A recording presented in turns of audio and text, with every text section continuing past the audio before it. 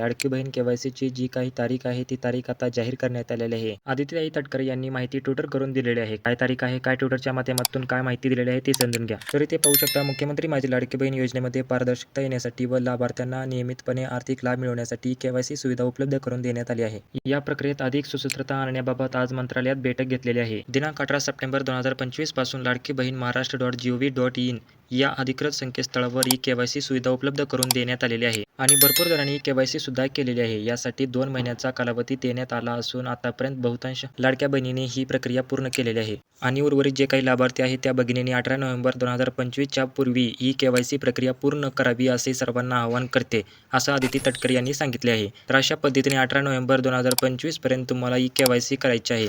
KYC तुम्ही तुमच्या मोबाईलमधून सुद्धा करू शकता. जर तुम्हाला केवायसी तुमच्या मोबाईलमधून करायची असेल तर आपल्या चॅनलवरती एक व्हिडिओ सुद्धा बनवलेला आहे. तो व्हिडिओ तुम्ही पाहून केवायसी घरबसल्या करू शकता.